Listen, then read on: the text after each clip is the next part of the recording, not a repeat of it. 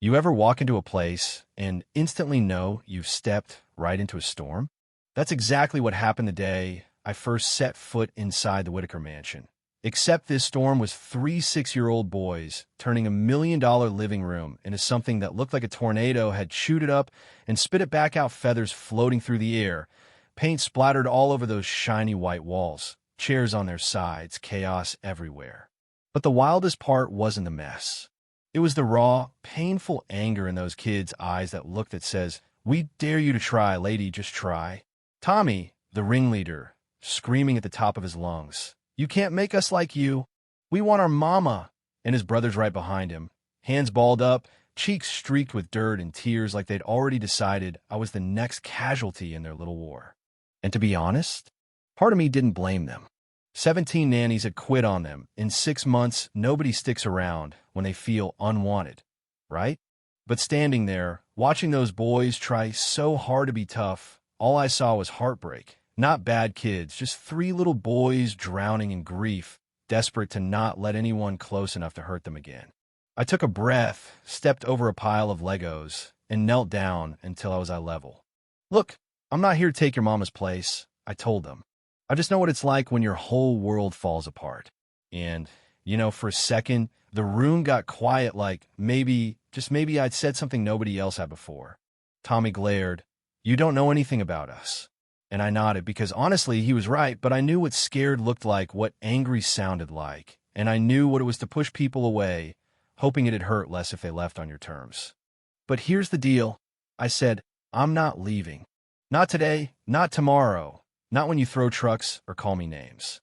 And by the end of the day, I'm going to show you why." That's when heavy footsteps started echoing down the hall, and the boys went dead silent. "He's coming," Danny whispered, eyes wide. "Daddy's going to be mad." But the thing is, the real story started long before I ever walked through that door back when John Whitaker sat in his corner office, trying to hold a family together with nothing but money and duct tape, fielding calls about his boy's latest disaster at school. Another nanny quitting, his whole world unraveling while he pretended business as usual. 6 months earlier, John was that guy everyone envied, self-made, sharp, $2 billion in the bank, beautiful wife, 3 happy sons. Then came the accident. Sarah was gone in an instant, leaving him with kids he barely recognized and a grief so thick it stuck to the walls.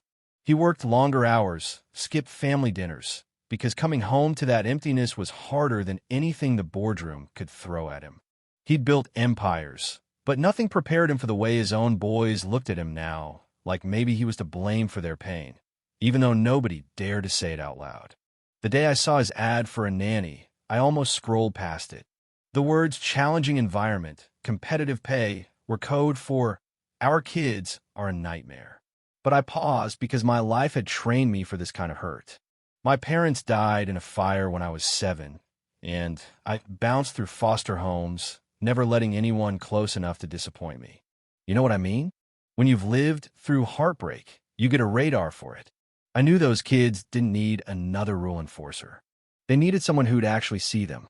When I walked in for that interview, John was polite but tired, sizing me up the way people do when they've been let down 100 times.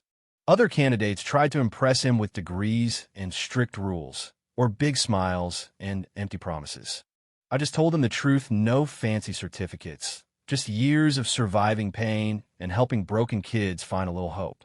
He looked at me, really looked, and for the first time I saw something like hope flicker in his eyes. "You sure you're ready for this?" he asked. I just smiled. "Destruction is just pain with nowhere to go, Mr. Whitaker. I can handle pain." So, my first real morning on the job, I showed up with coffee for him and homemade cookies for the kids.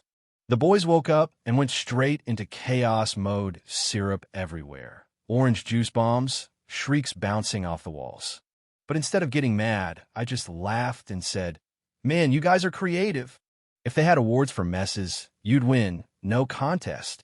That stopped them cold like nobody'd ever given them credit for anything before, even for being troublemakers. We sat down together, sticky and tired, and I handed over the cookies, not as a reward, but as an olive branch. "My mom used to bake these when I missed her. You can eat one, or not. I'll still be here tomorrow and the day after."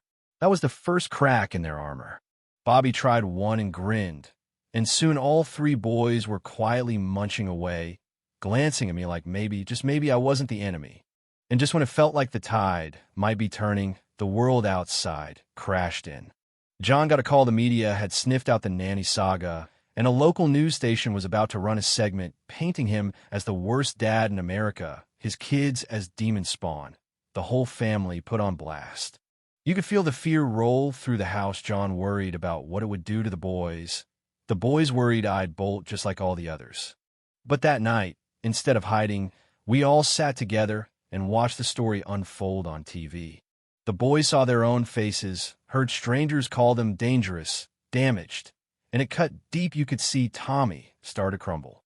Before John could say a word, I just pulled those boys into my arms and told them flat out, "You are not broken. You are hurting, and that's a world apart from being broken." Grief isn't something you fix.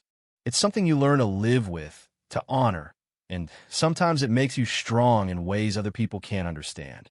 You could feel the whole room breathe again for the first time. Someone wasn't running away from their pain.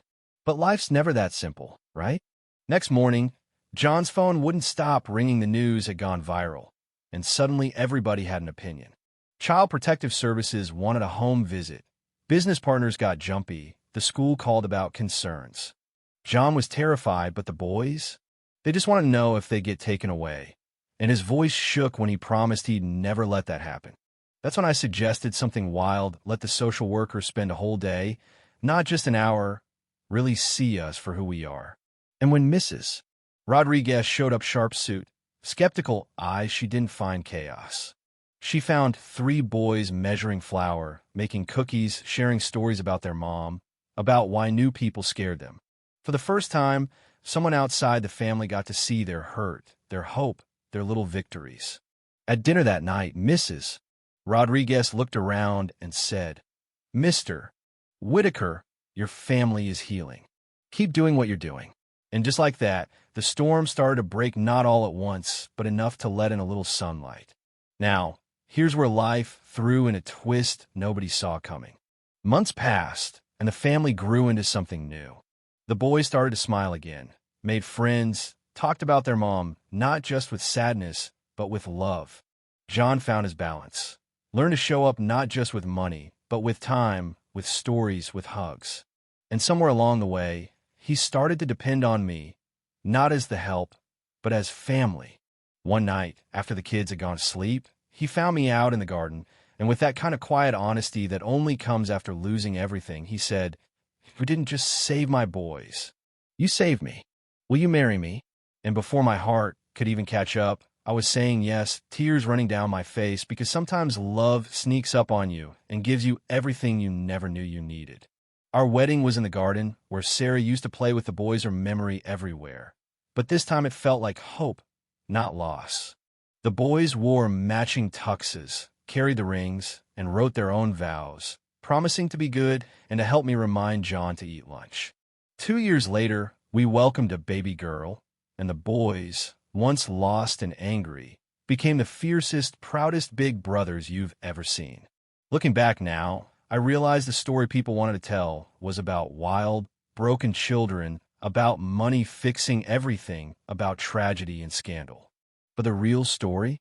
It's about patience, about standing in the fire with someone long enough for them to believe you're not leaving. It's about second chances for 3 little boys, for a dad trying to do better, for a woman who'd spent a lifetime running from her own pain. And you know what? Those are the families that last, the ones built from broken pieces, put back together, stronger for every crack and scar. Every year, we visit Sarah's grave, and the boys say, "Mama, you don't have to worry about us anymore." The news stopped calling us a disaster and started calling us a miracle, but honestly, we stopped caring what the world thought a long time ago. Because the only opinions that matter are the ones that stick around, that love you at your worst and still see your best. So what do you think? Is family about blood, about money, about avoiding pain, or is it about showing up for each other when it matters most? Drop your thoughts in the comments, because I want to know, where do you stand on forgiveness, on fighting for the people you love, even when the world says it's not worth it? That's the real story. That's the one I'll keep telling, as long as somebody out there needs to hear it. Xin chào các bạn, mình là Trinh, mình phụ trách viết content. Trên đây là những công việc của mình, là mình lên mạng xã hội tìm hiểu những video. It is cold, yeah. Next one? Alright. Thank you, man. Hey, if you guys have any trouble, let somebody know. Please. After the tree to hold on to. Yeah, they're... Use the fence.